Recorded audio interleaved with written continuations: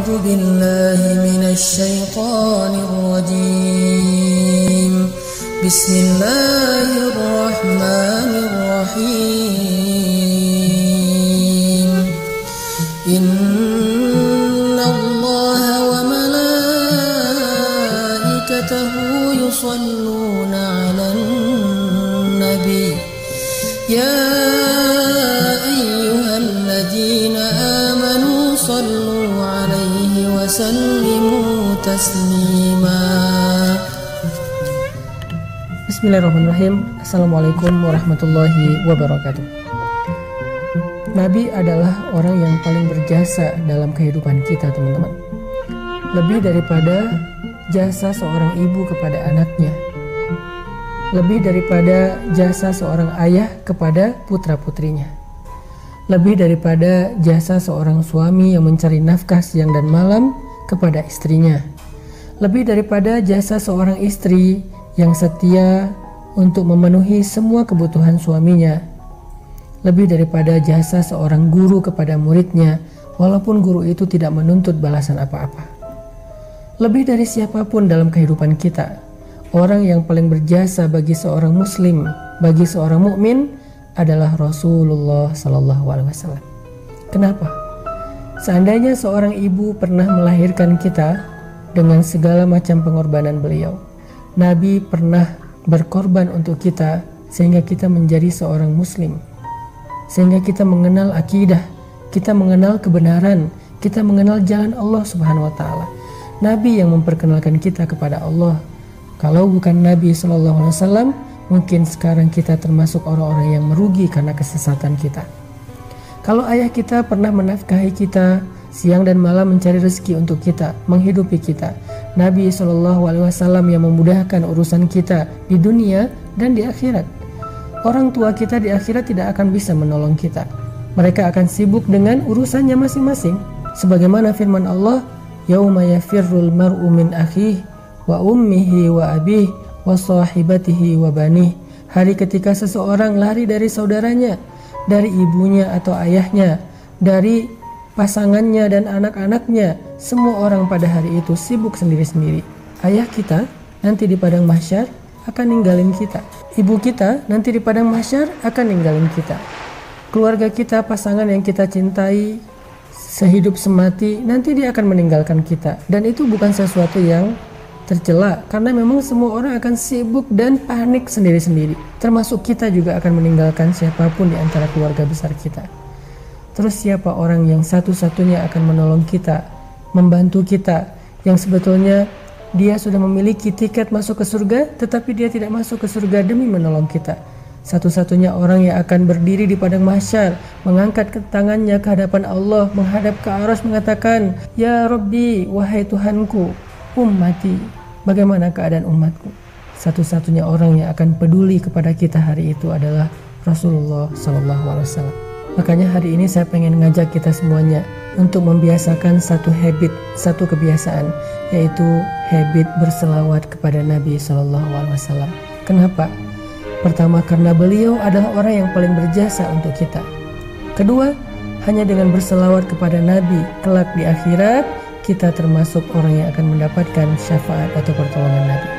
Hari ini saya mau membaca beberapa ayat atau hadis tentang keutamaan salawat kepada Nabi.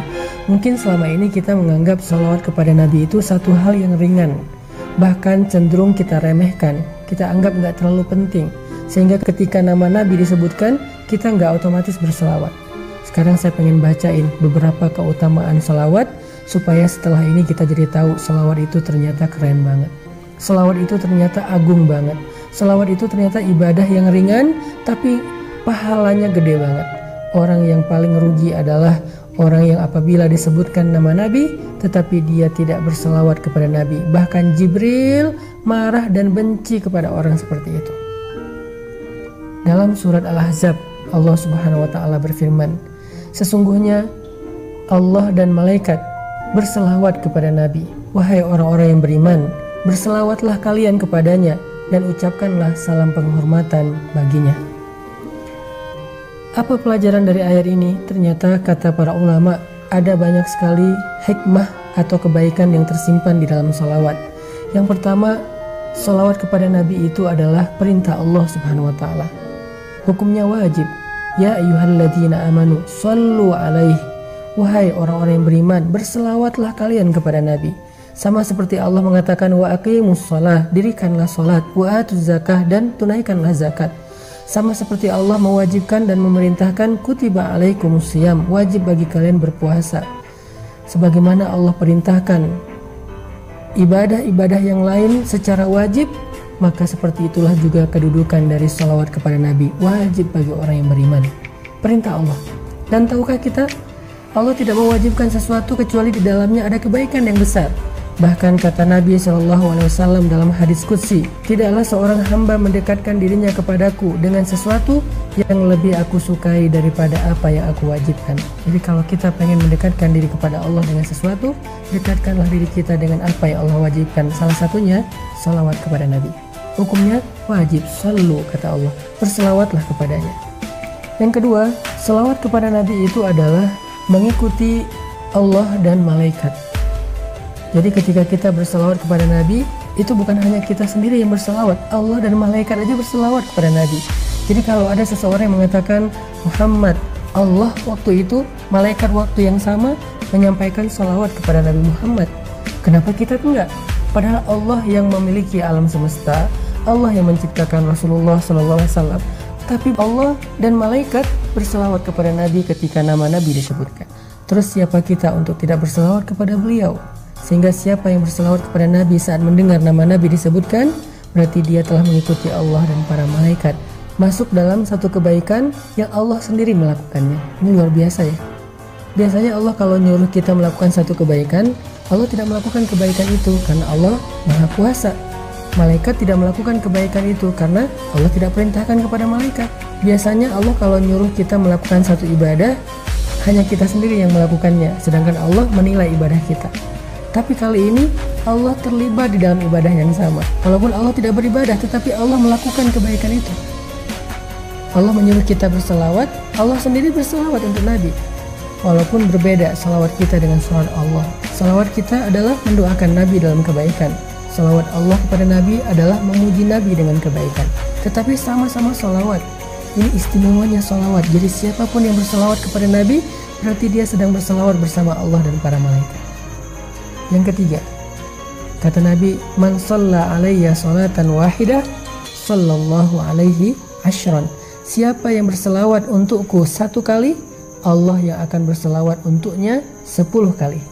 Bukankah kita merasa cemburu karena Nabi mendapatkan salawat dari Allah dan kita berharap mendapatkan kebaikan yang sama? Allah selalu berselawat untuk Nabi, malaikat berselawat untuk Nabi. Terus kita gimana? Ternyata kita juga bisa dapat selawat dari Allah. Caranya berselawatlah kepada Nabi. Bahkan sekali kita berselawat untuk Nabi, Allah berselawat untuk kita 10 kali. Apa arti Allah berselawat untuk kita? Allah memuji kita di arasnya. Allah memuji kita di surganya. Allah memuji kita di hadapan malaikat-malaikatnya. Sehingga dengan kita rajin berselawat untuk Nabi, kita jadi selebgram di langit, dikenal oleh banyak penduduk langit karena sering dipuji-puji, dimention sama Allah Subhanahu wa taala. Yang keempat, Nabi SAW bersabda, man shalla alayya salatan sallallahu alaihi 10 salawatin wa huttat anhu 10 khatayatin wa rufi'at lahu 10 darajatin. Siapa yang berselawat kepadaku 1 kali, maka Allah akan berselawat untuknya 10 kali. Allah memuji dia 10 kali. Lalu dihapuskan darinya 10 kesalahan dan ditinggikan baginya 10 tingkatan. Kita tahu berapa jumlah tingkatan surga? Jumlah tingkatan surga sebanyak ayat Al-Quran di dalam mushaf Al-Quran. Maka siapa yang berselawat kepada Nabi 1 kali, Allah angkat derajatnya di dalam surga 10 tingkatan. Allah hapuskan baginya 10 kesalahan. Luar biasa salawat ini. Padahal cuma ngomong sallallahu alaihi wasallam. Padahal cuma ngomong Allahumma sholli ala Sayyidina Muhammad. Tetapi ternyata kalimat yang ringan sekali itu, yang kita ucapkan mungkin kurang dari 10 detik, tapi bisa mendapatkan kebaikan yang luar biasa. Yang kelima, Nabi SAW bersabda, kullu du'ain yud'allahu azza wa jalla bih mahjubun anis sama hatta yusalla ala Muhammad. semua doa yang dipintakan kepada Allah Subhanahu wa taala akan terhijab, akan terhalang dari Allah Subhanahu wa taala sampai dia berselawat kepada Nabi Muhammad sallallahu alaihi wasallam. Jadi kalau kita pengen doa kita nggak ada hijab, nggak ada penghalang, nggak disconnect, nggak di reject, berselawatlah kepada Nabi di awal atau di akhir doa kita. Pokoknya setiap kali kita berdoa, salawat. Insya Allah doa kita nggak ada hijab, pasti diijabah oleh Allah Subhanahu wa ta'ala. Dan yang terakhir, tahukah kita ketika kita bersalawat kepada Nabi, ternyata Allah Subhanahu wa ta'ala akan menyampaikan salawat kita kepada beliau, dan beliau akan membalas salawat kita dengan salam yang sama. Mau dapat salam dari Nabi, mau dibalas salam sama Nabi sallallahu alaihi wasallam secara personal, berselawatlah kepada beliau. Sehingga ketika kita mengatakan Allahumma sholli ala Sayyidina Muhammad, ketika kita mendengar nama Nabi disebutkan, kita bilang sallallahu alaihi wasallam, Nabi akan menjawab salawat kita, Nabi akan membalas salam kita, sehingga kita termasuk orang yang sering saling memberi salam dengan Nabi sallallahu alaihi wasallam. Mudah-mudahan sejak hari ini kita akan dawamkan salawat setiap kali kita mendengar nama Nabi disebutkan, atau kita bersalawat di waktu-waktu kapanpun kita mau, sehingga Allah Subhanahu wa ta'ala berikan kepada kita semua kebaikan yang ada dan terkandung di dalam salawat. Jadi hari ini kita jadi tahu ternyata salawat itu bukan amalan biasa, tetapi termasuk di antara ibadah yang ringan tapi pahalanya luar biasa di sisi Allah.